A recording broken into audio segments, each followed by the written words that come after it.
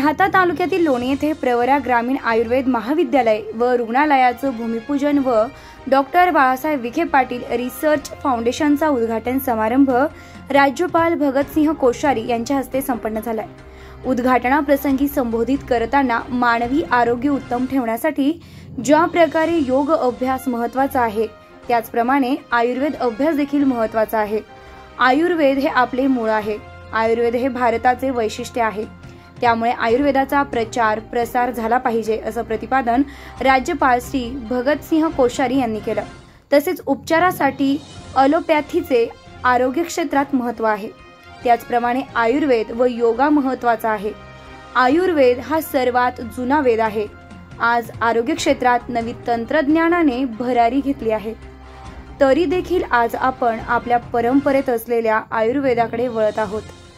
चरक संहितेमध्ये गोड खा, कमी खा व परिश्रमाचे खा ही जीवनशैली नमूद केली आहे। आयुर्वेदाचे महत्त्व ओळखत भारताचे पंतप्रधान नरेंद्र मोदी यांनी स्वतंत्र आयुष्य मंत्रालय स्थापन केले आहे। स्वस्त किमतीत सर्वसामान्य लोकांना औषधी मिळाल्या पाहिजेत यासाठी देशभरात जन औषधी केंद्र स्थापन झालेली आहेत। योगाचा प्रचार प्रसारांवर त्यांचा भर राहिलेला आहे। 21 जून हा योग दिन म्हणून आपण देशभर साजरा करत आहोत। प्रवरा मेडिकल ट्रस्टने सर्वसामान्यांना आरोग्य सुविधा पुरविण्यासाठी भरीव योगदान दिले आहे आणि आता आयुर्वेदिक महाविद्यालय व रुग्णालय सुरू करून नवीन क्षेत्रात पाऊल टाकले आहे असे गौरवोद्गारही राज्यपाल श्री कोश्यारी यांनी यावेळी काढले। मोनिका ताई जी और जिनसे विद्यापीठ का, विश्वविद्यालय का, यूनिवर्सिटी का संचालन होता है, जिनके संरक्षण में विश्वविद्यालय चलता है और एक प्रकार से उन्हीं के माध्यम से इसकी प्रगति का आकलन होता है। ऐसे यहाँ के vice chancellor doctor VN Magrey जी, यहाँ उपस्थित सभी, मेरा सौभाग्य है कि मैं आज पवित्र प्रवरा नदी के किनारे, नदी के सानिध्य में बसे Pravara institute of management, institute of medicine और क्या क्या बहुत सारी चीज़ें गिनना भी मुश्किल, तो ऐसे इस बहुआयामी मल्टी डायमेंशनल ऐसे इस इंस्टीट्यूट के एक नए विंग के भूमि पूजन के अवसर पर आपके बीच में हूँ और मैं बातचीत कर रहा था राजेश जी से। अक्सर आते हैं, इनसे भेंट होती है। इनका बड़ा आग्रह था पिछली बार भी मेरे को आने के लिए, लेकिन आ नहीं पाया। पर मुझे लगता है कि आज अगर मैं यहाँ नहीं आता तो शायद मैं जीवन के एक बहुत बड़े प्रमुख चीज से या बड़ी प्रमुख ऐसी इस प्रकार की संस्था से अपने को वंचित करता, I would have missed it, जिसको अंग्रेजी में बोलते हैं। तो ये मेरा सौभाग्य है कि आपके बीच में हूँ। हाँ, ये जरूर लग रहा था कि I know there may be so many students from another countries abroad also, तो Rajendra ji spoke only in English, लेकिन मुझे लग रहा था कि मैं जहाँ जाता हूँ, मैंने अपनी यूनिवर्सिटीज़ में सब जगह बोला है। अब अंग्रेजी में बोलते थे, इंग्लिश में, मैंने कहा कि क्या मराठी नहीं जानते हो? अगर हम अंग्रेजी बोल सकते हैं तो मराठी क्यों नहीं बोल सकते? तो होगा कि we must learn English also and good English, not only English but good English. परंतु महाराष्ट्र में मराठी न बोले, बंगाल में बंगाली न बोले, तमिलनाडु में तमिल नहीं बोले तो कहाँ बोलेंगे?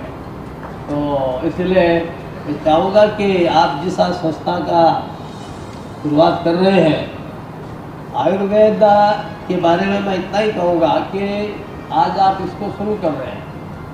पहले आपने मेडिकल कॉलेज और टेक्निकल कॉलेज बहुत सारी चीज़ें की, लेकिन अब आप आयुर्वेद जो सबसे पुराना वेद है, यानी मेडिसिन के बारे में, मेडिकल हेल्थ के बारे में। आज आप उसका यहाँ पर शुरुआत कर रहे हैं, बिगिनिंग कर रहे हैं। इट मीन्स हम लोग कहते हैं कि बैक टू बेसिक, यानी फिर से हम पुराने अपने जो बेसिक चीज़ें हैं जो हमारे लिए अति महत्वपूर्ण है, जो हमारे सेंचुरीज से, मिलियंस ईयर से, जो हमारे रगों में, हमारे नसों में, हमारे नफ्स में है, ऐसी कुछ पुरानी चीज़ है जो इटर्नल वैल्यू थी जिनकी, ऐसी चीज़ों की ओर फिर से जाएं, फिर से लौटें। तो मुझे लगता है कि ये जो आज थ्योरी चल रही है दुनिया के अंदर, बैक टू बेसिक, यानी लेटेस्ट मेडिकल हेल्थ इतनी अधिक आ गई है, इतने मेडिसिन आ गए हैं, इतनी सर्जरी, जैसे क्या क्या चीज़ें हो गई हैं, लेकिन उसके बाद भी लोगों को लगता है कि ये सब तो है, लेकिन इस सब की जरूरत तो पड़े।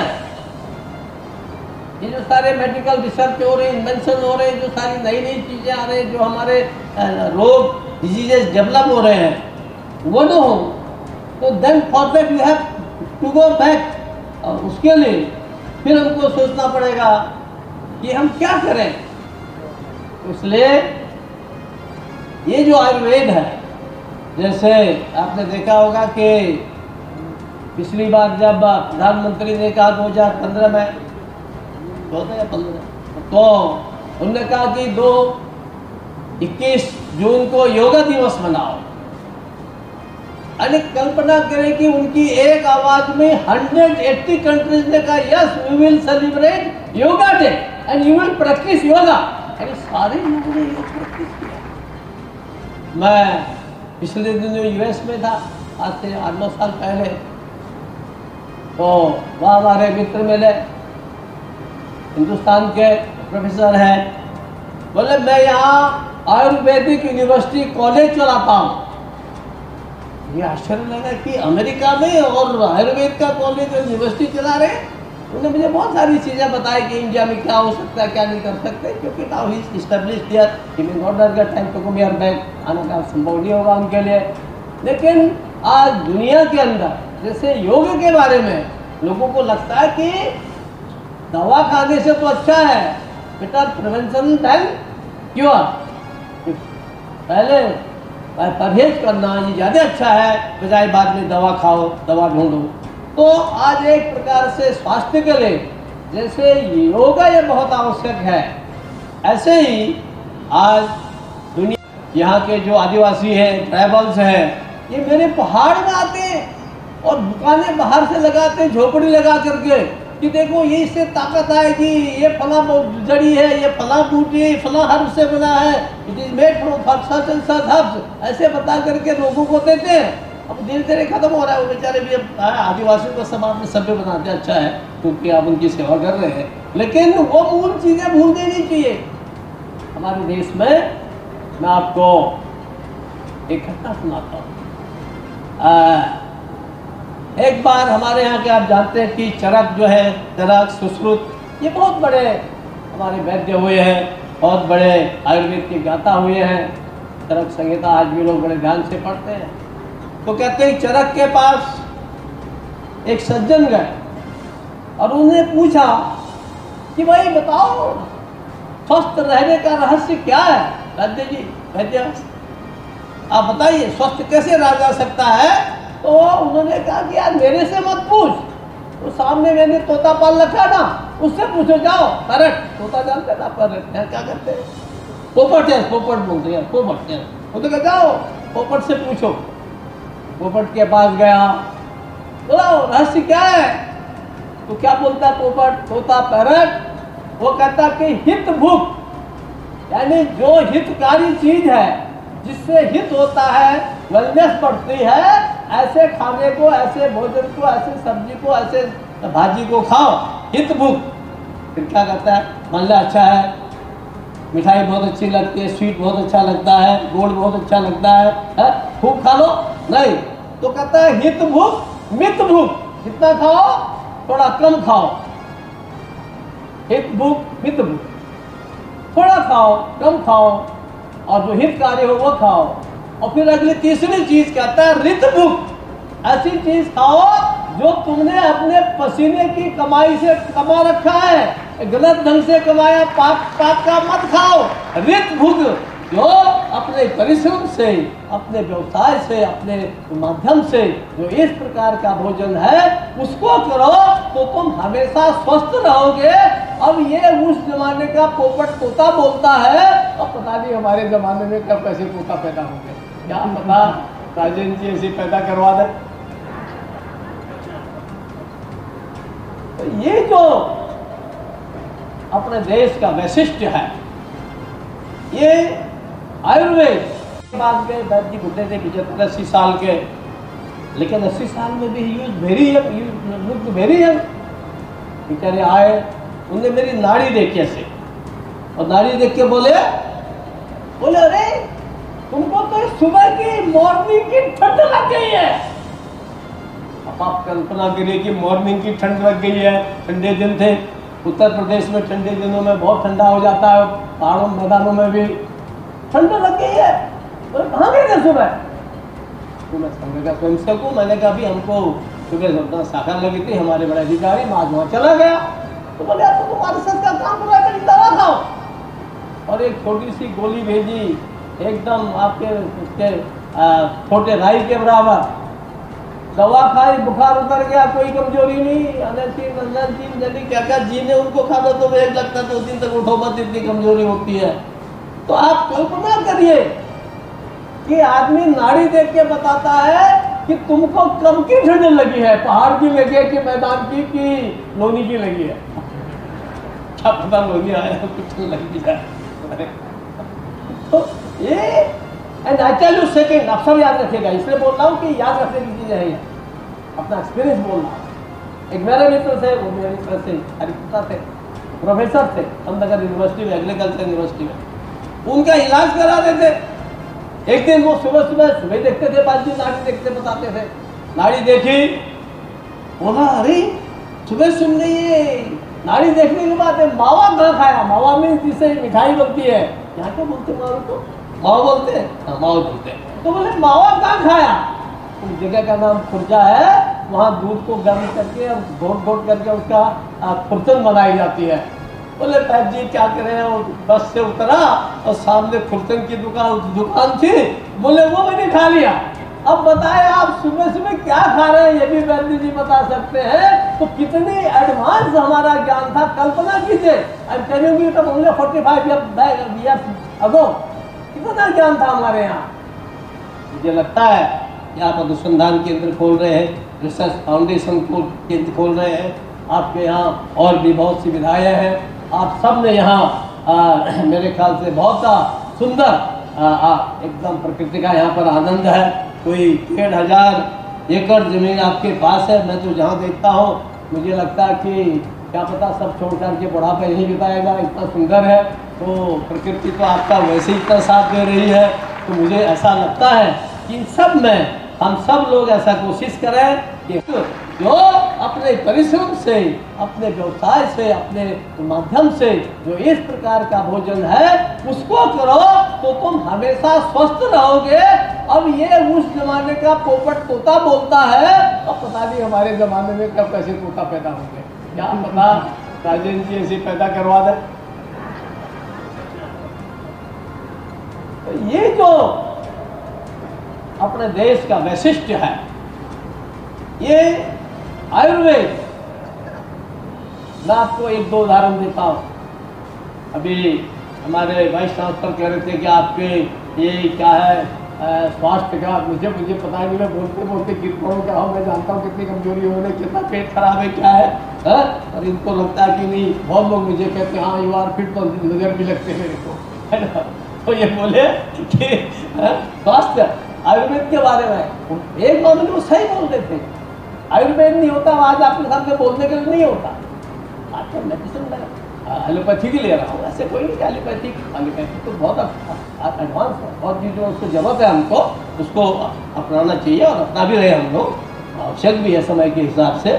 लेकिन जब मुझे मेडिकल आज से करीब आई थिंक 45 ईयर्स बैक और सो मैं बहुत बीमार हो गया, कितनी होम्योपैथी खा ली, एलोपैथी खा ली, ठीक ही नहीं होता था।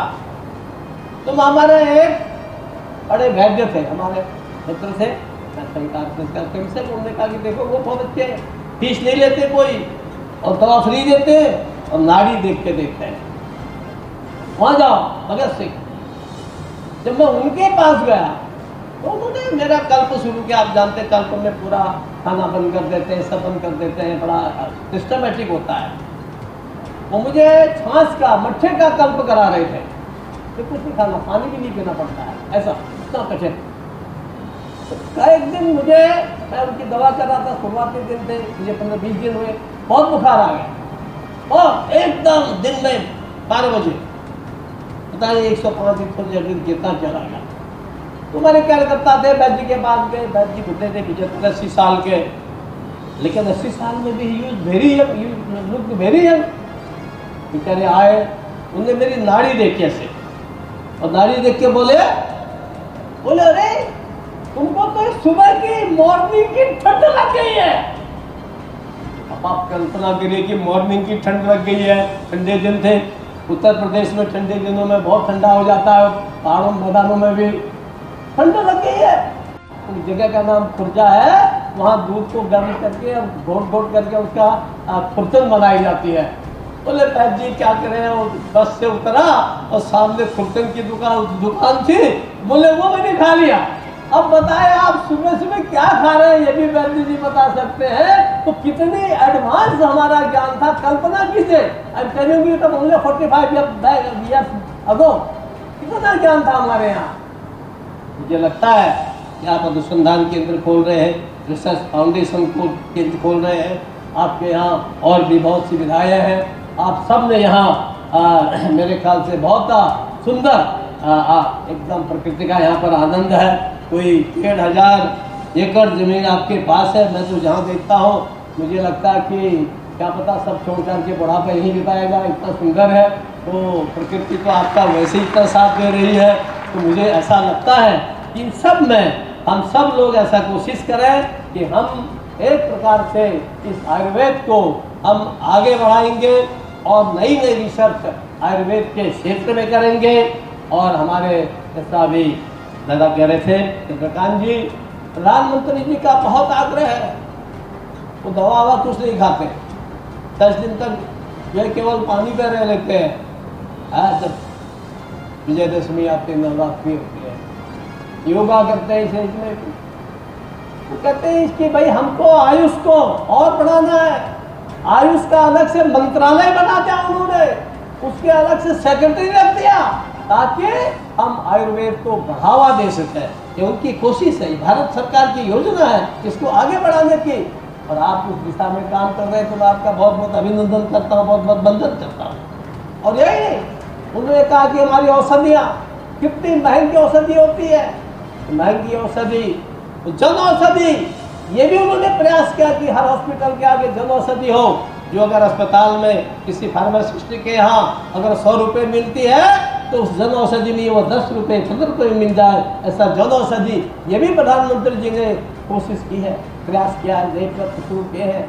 एक कोशिश यह है कि देश आगे बढ़ना चाहिए। और जब आप विश्वविद्यालय बना रहे हैं, महाविद्यालय बना रहे हैं, आयुर्वेद का विद्यालय बना रहे हैं, मेरा पूरा विश्वास है कि आप, क्योंकि हमारे इसके संस्थापक हमारे